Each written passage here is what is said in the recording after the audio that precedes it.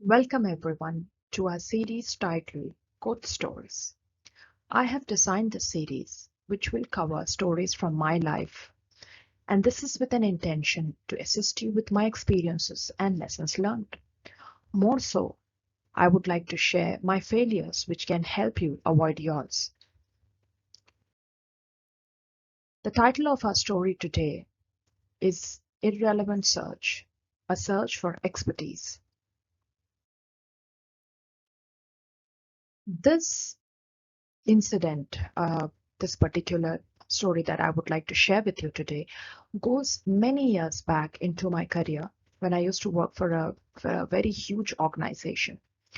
The best part of this organization was not just that it was huge and large, it had quite a number of verticals and functions and roles. And being part of the human resources group, I had access to the various job openings in different departments, verticals, and interesting job roles and profiles. Now, as an avid reader, I would sometimes even check out the job roles and descriptions in various other functions and departments to understand what exactly these particular departments and what exactly they work on, what are the skill requirements in each of these. So, in one of those searches, while I came across something which I found to be very, very interesting. So, we also had an option where we could have applied and can make an internal shift because this was a firm which offers you growth. And I was one of those people uh, in search of that expertise that I thought, why not? Let me also give it a try and apply to this particular role that was really very interesting. And I felt I had all the skills that it was asking for, and this was something that I always wanted to do. So I applied for it. Now, my quest for my search for expertise was to such an extent that I also ended up having conversations with this particular function lead, and then I expressed my interest, and I went through a formal interview process, and there were multiple conversations I had with other senior team members. And at the same time, I also need to let my team lead, my senior members know that I was willing to make a shift there. And every time they used to ask me, what is it that you found it so interesting and why is it that you want to make a shift? I would say the same thing, that, but not really in a very direct way. This was something very personal to me. I realized that, okay, I want to be an expert and perhaps this role will make me one. And therefore, I went through the whole formal interview process and the conversations with the people here in India and even outside India. And the good part was I was selected in almost all the conversations that I had. I even went through the initial process of being offered a role, like the way you do it for any external candidate. But unfortunately, I couldn't really make it or make that transfer or shift to that department because of a very typical situation that came up both in my department and the department that I wanted to move to. So this didn't really work out. But now, having been through so much of formal processing and making the whole world aware of it, as a result, when things didn't really work out, I was back into the team that I belong to. And now I felt like a stranger within my team. I felt a lot more confused because I have already prepared myself for a new role, new department, new life. And now I see that nothing really worked out. It was a long drawn process of months, and finally, nothing really eventually came to anything. So I was back to square one and I felt very disengaged. At the same time, I was completely heedless. I didn't really knew what exactly I was doing. I felt like a stranger in my own team work of several years. Plus, in a corporate, when people get to learn about your motives to make a shift, it's not really taken up in a very positive way. Nobody knew that my idea was not to breach a trust or do some any harm, or I had any ulterior motives. But in corporate sector, nobody really gives you so much of benefit of doubt, or perhaps even empathize with what are you really seeking. So I was looked at in a very negative way, because nobody has the time and energy to really think about what was going on in my mind, were my intentions. I was not being disrespectful to my team or to my role. It was just that my own quest, my own search for that expertise. However, in this quest and chaos, there was a lot of lost relationships, because I was not really looked on as somebody who my team now could trust. I was more looked at as a person with being in the team, but my heart and mind was somewhere else. Maybe they may have even assumed and thought I was also looking out, despite that I had spent good 8 years in that organization. And things turned completely dramatically in a very negative way. And this further left me with thinking, what wrong did I do? I would also like to share with you here, friends, in my entire span of 15 plus years into the corporate, this was the turning point.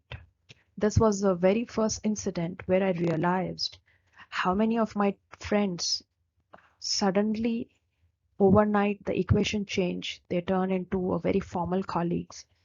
Nobody gave me any advice. I didn't realize how I was coming across to anyone. And I felt very lonely and very completely left out, as if I had committed a sin by simply reaching out to another function and department and expressing my interest in it. So, as a result, I was actually nowhere, neither with the new team, which I actually wanted to be, nor with the present team. One of the most important lessons that I still carry from this particular event, and I remember it very clearly, because, as I said, this was one of those first time where uh, maybe I realized after this incident that certain things do not really engage me. And what I really wanted in life, this was a trigger which led me to go meet a coach and hire one for myself. Uh, but even before that, I really didn't had a coach.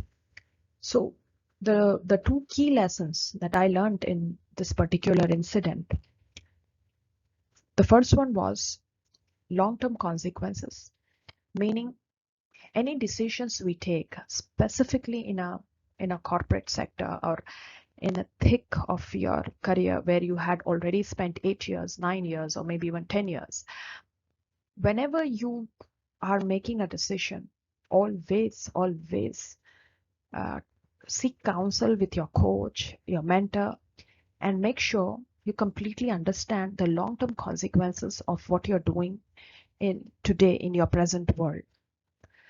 The second most important lesson that I had learned was my quest for expertise, which I actually couldn't really articulate and explain it to anyone at that point in time. I understood that very late in life, and that also with help of my coach. This was close to, I think, 6 years ago. In one of our sessions with my coach, I was doing an assignment wherein I got this eureka moment and realized that expertise is a work of depth. It's not about being aware of multiple roles, jobs, and even being part of one. It's not about only choosing or shifting or moving jobs. It's more about staying put into the role and job. Even it may include being part of some failures, when you really gain that expertise. Because when we fail, and not just that we learn some lessons, it it really adds up.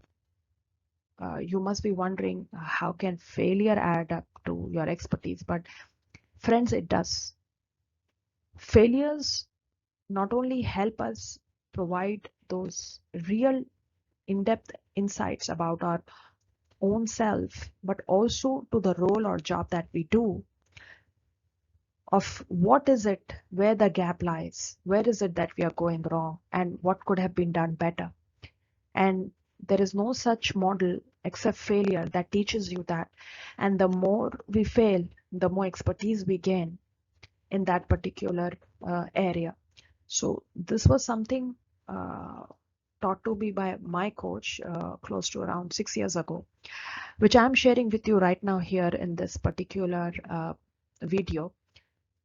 So if you are like me, if you also seek expertise in what you do, you give more importance to quality than to quantity. If you're one of those people who want to establish yourself as an authority over a particular subject or a function or a role, you need to prepare yourself that you will be failing several times before you get here.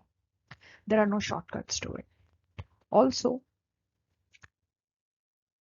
when in this particular situation, this was almost 15 years ago, when I was into this situation, uh,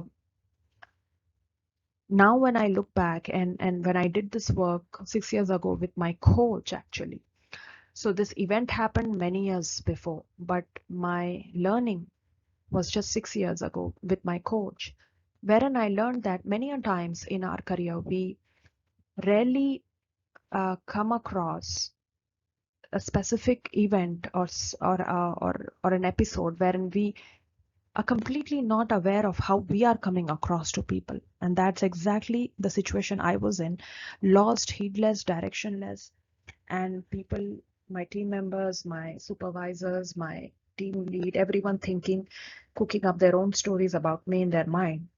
And I am totally oblivious to it. Why? Because I failed to realize the many blind spots that I was carrying, the the way I was coming across to people. And later on, when I did this work with my coach, is only when I understood and I could reconnect the dots.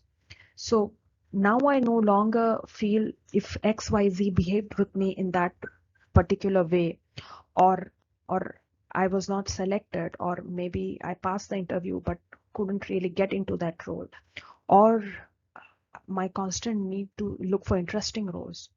And when I received a kind of feedback from my supervisor, and my supervisor's set of own frustrations of uh, working with a subordinate like me, uh, all of this now make a lot of sense. At that point in time, I found myself to be somebody simply looking for to make a shift, wherein I found others all to be a villain. But today, as I speak with you and I share with you this wisdom that I gained 6 years back, I realize how relevant it is for all of us and how important it is for all of us to have a coach who really helped me reconnect back to myself, to understand where I was really lacking in, the gaps that I carried, and